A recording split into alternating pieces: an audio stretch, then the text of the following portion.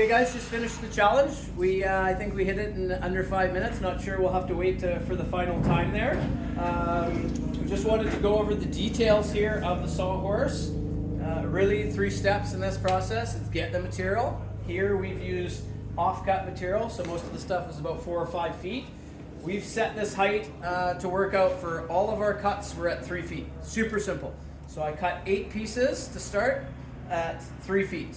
Okay? The first 4 that I cut, you noticed I marked 2 marks. I put my reference line on for our top cleat here, right? So I made a mark at 16, and then I marked my 36 inches. And as you can see, the first 4 pieces, I set my saw on a 20-degree bevel, so it sits nicely on the floor with this rake. So the first 4 pieces were our structural legs, again, to go over that. Square to long of a 20-degree bevel, 36 inches. The last 4 pieces were for the top T-bracket and then the 2 side rails, right? These are all just square, square, set the saw back to square, 36 inches for all 4. Super simple. Okay, so once you have your 8 pieces cut, you're ready to build. You'll also notice when I was doing the video, I gave myself, this is a 3/4 scribe line, right? And so what I did there was I wanted to ensure if I brought that up too high, these guys actually stick up and this would be out of level, right? So what a lot of guys will do is they'll build this and then they'll put a top 2x6 or 2x4 cleat across this as well, right? For backing. So once I have this on the ground and my mark are scribed out on both sides, it's quite simple. I'm just using that as my gauge and the edge of the T bracket for this side. 2 gun nails, right? All 4 sides, do one side, flip it over, do the other side, right? Once that's done, you can then stand it up.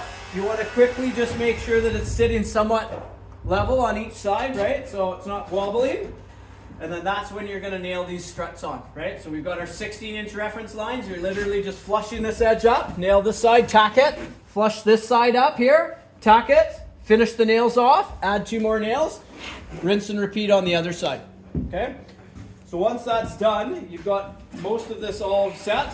That's when, again, you just want to double check this thing is sitting nice and tight to the ground. It doesn't have a big wobble on it. And then we're just taking 2 offcuts. So approximately 2-foot offcuts, right? You're going to flush this edge up on each side.